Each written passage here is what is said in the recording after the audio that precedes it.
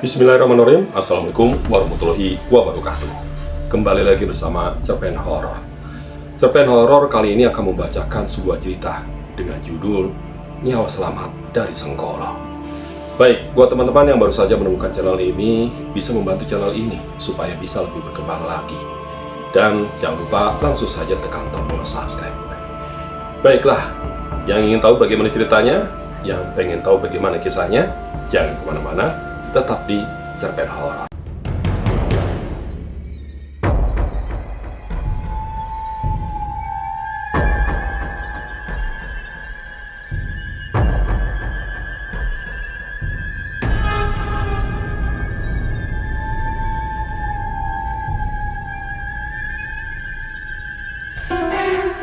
Malam itu, Bapak sedang sibuk-sibuknya mengeluarkan pusaka-pusaka miliknya dari tempat penyimpanan. Ibu juga berada di sana membantu Bapak dengan berhati-hati memindahkan pusaka itu. Tidak banyak, tapi aku tahu bahwa benda-benda itu adalah pemberian dari Eyang kami, yang dulunya seorang abdi dalam. Menurut Eyang, Bapaklah yang pantas menyimpan benda-benda yang dulu miliknya itu. Mau diapain tuh, Pak? Kok dikeluarin semua? Tanyaku sambil menonton televisi tanpa ada niat sedikit pun membantu mereka. Sebentar lagi kan satu suro, Le. Waktunya nyuci pusaka-pusaka ini. Ibu membalas pertanyaanku. Aku mengangguk, mengerti, tanpa bertanya lebih lanjut. Bukannya aku tidak ingin membantu mereka, tapi Bapak dan Ibu memang memerintahkanku untuk tidak pernah menyentuh pusaka-pusaka itu. Bapak sangat tahu akibatnya bila kami salah memperlakukan pusaka miliknya itu. Bu, emangnya kita pernah punya pusaka seperti ini?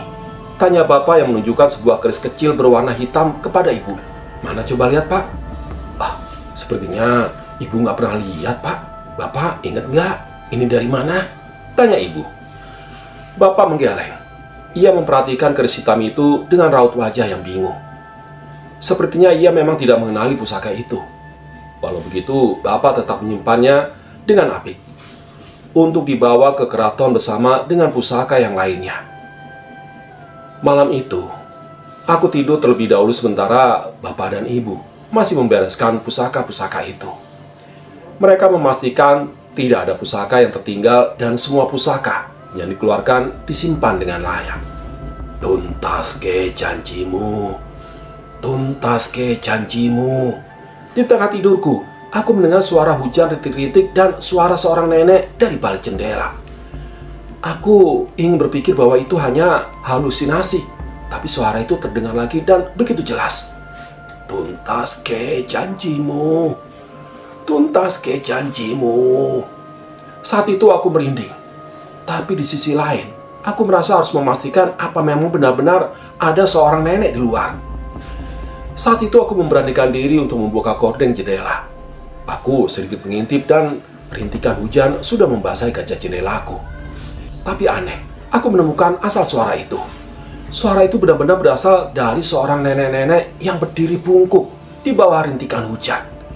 Rambut putihnya tergerai dan ia hanya menatap ke satu arah, kamar Ibu dan Bapak. Aku merasa takut. Entahlah, mengapa aku merasa itu bukanlah nenek-nenek biasa. Tidak mungkin ada seorang nenek yang berdiri di halaman rumah orang di bawah hujan di tengah malam. Aku ingin memanggil Ibu, namun saat aku memastikan kembali sosok itu sudah menghilang begitu saja. Aku pun mengurungkan niatku. Aku yang sebelumnya merasa takut berusaha mengatur napasku dan kembali ke tempat tidur. Tak mungkin aku membangunkan Ibu atau Bapak saat itu. Besok aku akan menceritakan tentang nenek itu kepada mereka. Le, bangun Le. Bapak Le. Suara itu terdengar dengan nada panik. Menyadari hal itu aku pun membuka mata dan mempertanyakan apa yang Ibu katakan. Le, Bapak Le. Bapak tiba-tiba sakit, ucapnya. Aku pun bergegas menghampiri Bapak dan menemukan wajah Bapak terlihat begitu pucat. Ia terbaring di kasur dengan tubuh yang begitu lemah. Pak, Bapak kenapa, Pak? Tanyaku bingung. Bapak terlihat lemas, tapi sepertinya ia masih berusaha untuk berbicara. Pas bangun, tiba-tiba Bapak demam dan wajahnya pucat. Katanya Bapak nggak bisa gerakin tangan dan kakinya. Jelas Ibu. Mendengar ucapan itu, aku pun berinisiatif berlari ke telepon rumah dan menelepon ambulan untuk menjemput Bapak. Kita bawa ke rumah sakit saja, Bu, ucapku. Ibu mengangguk setuju. Tapi saat itu tiba-tiba tangan Bapak bergerak dan menggenggam pergelangan tanganku. Le, gantiin Bapak ya, Le, ucap Bapak dengan lemah. Ibu menangis melihat keadaan Bapak. Gantiin apa, Pak? Bapak tidak langsung menjawab ucapanku. Ia mengatur napasnya dengan berhati-hati dan mengumpulkan tenaga untuk berbicara denganku. Ada yang mau mencelakai keluarga kita, Le, ucap Bapak. Mendengar perkataan itu, aku dan Ibu saling bertatapan. Ucapan Bapak jelas membuat kami begitu khawatir. Dengan tenaga yang tersisa, Bapak menceritakan tentang apa yang sebenarnya terjadi. Pusaka keris hitam itu tidak datang sendiri. Benda itu dikirim oleh seseorang, ucap Bapak. Maksud Bapak, kita disantet, Pak? Tanya Ibu. Ya, mungkin saja. Seharusnya kita bisa bertahan dari serangan itu. Tapi sewaktu-waktu, inilah titik lemah keluarga kita. Bapak menjelaskan bahwa menjelang Suro, semua perlindungan gaib yang melindungi keluarga kami yang diturunkan oleh eyang-eyang kami akan melemah. Akan menjadi bencana bila Sengkolo datang. Dan Bapak belum menyelesaikan lelaku Bapak, ucap Bapak. Lelaku? Tanyaku. Saat itu seketika aku teringat kata-kata nenek yang memandangi kamar Bapak dari luar. Bapak berjanji akan menuntaskan ritual topo bisu setiap malam satu Suro bersama dengan teman-teman eyangmu. Saat itulah waktu yang terbaik untuk memohon perlindungan Yang Maha Pencipta. Sayangnya, lelaku itu tidak mudah untuk keluarga kita. Jelas Bapak. Bapak menceritakan bahwa aku dan Bapak memiliki weton yang sangat sensitif. Kami berdua adalah sosok orang-orang yang akan diincar oleh hal-hal buruk saat akan menjelang malam satu Suro. Walaupun begitu, itu semua akan segera berakhir jika Bapak bisa menyelesaikan lelaku itu dengan sebagaimana mestinya. Tundan Demit, Le. Mereka yang berasal dari alam lain akan berkumpul di alam ini. Hati-hati ya, Le. Di tengah keadaan yang kian memburuk, Bapak terus khawatir kepada kami. Keadaan itu membuat Bapak dirawat di rumah sakit, dan Ibu harus bolak-balik merawat Bapak. Aku meyakinkan Ibu untuk menemani Bapak di rumah sakit, karena tidak tega bila Ibu sampai ikut sakit karena kelelahan. Namun saat hari mulai malam, aku mulai ragu, apakah keputusanku tepat atau salah. Dan tiba-tiba, di tengahnya gelap malam, aku terbangun dengan suara benda yang jatuh di atas rumahku. Dari luar kamar terdengar seperti benda-benda yang bergetar. Aku hanya khawatir, mencari tahu keluar kamar dan mendapati peti-peti kayu tempat Bapak menyimpan pusakanya bergetar. Seketika bulu kuduku berdiri. Baru pertama kali aku melihat hal seperti ini. Trak, trak. Terdengar suara jendela kaca yang bergemetrak bergantian dengan dentuman dari atas rumah. Spontan aku menghampiri jendela dan mengintip dari balik gorden. Wajahku pucat. Ini pertama kalinya aku merasa setakut ini. Apa yang kulihat saat itu benar-benar di luar nalarku. Rumah ini dikelilingi oleh sekumpulan makhluk-makhluk dengan wujud yang mengerikan. Entah ada berapa pocong dan berkumpul di halaman rumah. Roh-roh melayang-layang hingga bola api yang berlalu lalang mengelilingi rumahku. Dan dar, kini aku sudah sadar.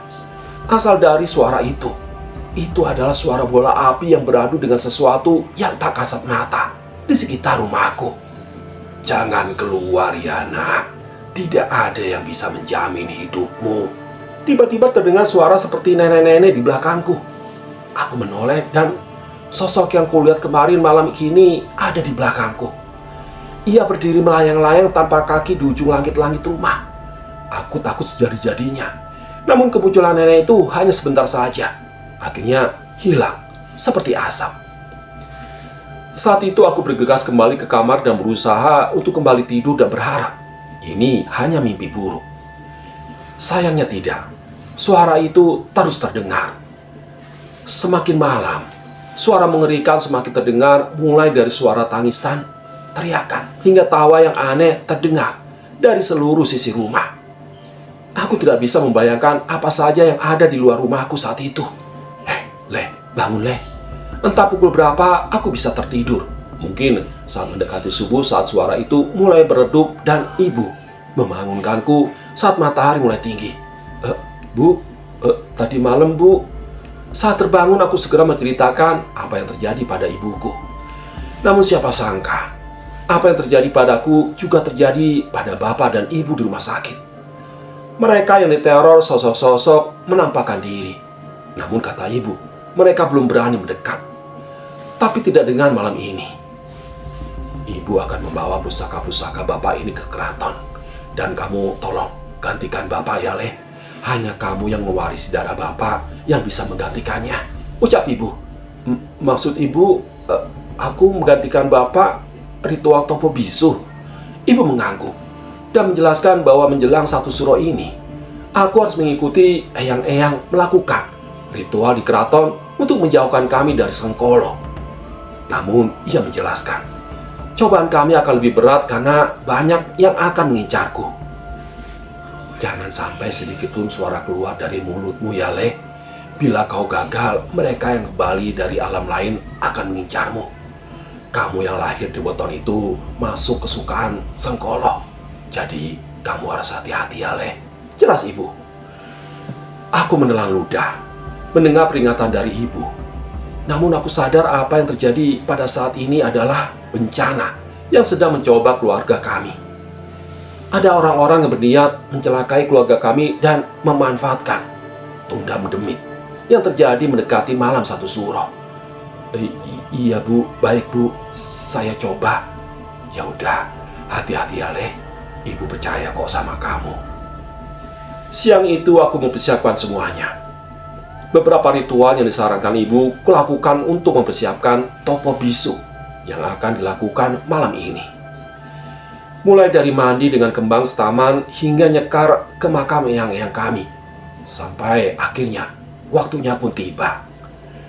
Obor-obor sudah disiapkan dan dipegang oleh satu persatu dari kami yang mengikuti ritual ini. Setiap dari kami memiliki tujuannya masing-masing dalam ritualnya. Namun satu kesamaan dari kami yang ada di sini. Ritual ini adalah salah satu cara kami untuk introspeksi diri dan mendekatkan kami kepada Sang Pencipta. Karena sejatinya, keselamatan dan perlindungan sejati hanya berasal dari Sang Pencipta. Aku sudah siap dengan obor di tanganku, dengan api di dalam dan petinggi-petinggi yang memimpin arak-arakan ini. Dengan bertelanjang kaki, kami akan mengelilingi benteng dan alun-alun bersama kerbau bule yang dianggap keramat. Tenang saja Le, jangan panik. Kalau pikiran kita hanya mengarah kepada Sang Pencipta, tidak akan ada gangguan yang berani menyentuhmu, ujar Pade yang mendampingiku saat itu. Kalian tahu, ternyata ritual ini begitu menenangkan. Aku tidak pernah menyangka apa yang dilakukan oleh Bapak selama ini yang kuanggap membosankan ternyata seperti ini. Arak-arakan obor dalam keheningan, langkah kaki yang nyaris tidak terdengar, hingga suara angin dan napas terdengar semakin jelas. Aku merasa belum pernah merasakan begitu dekat dengan alam di sekitarku seperti saat ini. Tapi rupanya, pelajaran itu hanya permulaan untukku. Saat hari semakin larut dan hampir setengah perjalanan, aku melihat semuanya. Entah bagaimana aku melihat berbagai makhluk tak kasat mata mengelilingi arak-arakan ini. Mereka semua berseliweran di sekitar kami, dan banyak dari mereka yang berwujud mengerikan. Percuma, setelah ini keluargamu akan mati. Sosok berwujud seperti asap putih melayang di dekat telingaku dan membisikkan ancamannya. Di antara semua makhluk yang bergentayangan yang terlihat olehku, ada beberapa dari mereka yang menatapku seorang. Aku kira itu adalah sebuah pohon. Dari jauh bentuknya seperti pohon palem besar dengan daun yang cukup pendek. Hanya bayangan hitam yang terlihat dari jauh. Tapi saat aku mendekat, aku baru tersadar kalau apa yang ada di sana. Yang kukira pohon itu ternyata adalah sosok pocong dengan tingginya hampir 3 kali manusia dewasa. Ia menggeliat seperti pohon yang tertutup angin. Ia juga mengincarku. Saat aku mendekat, ia membuka tubuhnya ke arahku dan menunjukkan wajahnya yang rusak dan sangat besar. "Kamu mati saja, nak," ucap sosok pocong yang tak memiliki bola mata itu. Aku merinding. Namun aku tahu, aku tidak boleh berteriak atau berkata sedikit pun. Mungkin bila aku gagal, Bapak yang berada di rumah sakit dan aku bisa celaka seketika. Tapi di antara setan-setan itu, aku kembali melihat sosok nenek yang kulihat di rumah semalam. Ia mengangguk seolah merestui lelakuku. Di belakangnya ada juga sosok-sosok kakek dan nenek yang mengikuti perjalananku. Mungkinkah mereka adalah leluhurku? Setidaknya, kali ini aku merasa tenang saat melihat mereka. Aku pun menarik napas panjang dan meneguhkan tekadku hingga menyelesaikan ritual ini. Malam itu terasa begitu panjang. Namun sosok-sosok yang mengerikan itu perlahan menghilang dari pandanganku saat ritual selesai. Pagi itu Bapak sadar dan keadaannya mulai pulih. Hal-hal yang mengerikan yang terjadi pada malam-malam sebelumnya tidak terjadi lagi.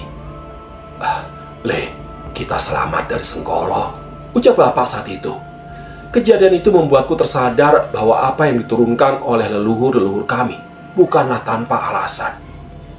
Alam ini memiliki berbagai misteri. Ada masa dan waktu-waktu tertentu di mana batas antara alam manusia dan alam roh begitu dekat. Mereka yang mengerti hal ini memiliki caranya sendiri untuk menghindari hal-hal buruk yang mungkin mencelakakan mereka. Terutama mereka yang lahir pada weton-weton tertentu, yang selalu menjadi incaran untuk menjadi mangsa oleh Senggolo. Sosok yang selalu membawa musibah dan bencana untuk seseorang. Aku pernah mendengar cerita dari Bapak bahwa pernah ada Pak Linya dulu yang lahir di weton Kamis Kliwon, yang juga menjadi incaran oleh Senggolo. Sayangnya, nasibnya mengenaskan. Ia gagal melakukan ritual Topo Bisu karena gangguan dari seseorang, dan setelahnya berbagai musibah menimpanya. Semasa hidupnya ia sering diincar makhluk tak kasat mata yang berniat mencelakai. Penyakitnya datang terus-menerus dan hartanya terus terkuras hingga tak tersisa. Namun beruntung, sebelum akhir hayatnya ia dibantu oleh seorang abdi yang menemukan cara untuk menolongnya hingga ia bisa menikmati sisa umurnya dengan tenang. Aku tidak bisa membayangkan bila kemarin aku gagal dan hal serupa terjadi pada kami. Mungkin kami juga akan bernasib serupa dan bernasib mengenaskan. Ya, demikianlah cerpen horor kali ini. Sampai ketemu lagi di cerpen horor berikutnya. Terima kasih. Assalamualaikum warahmatullahi wabarakatuh.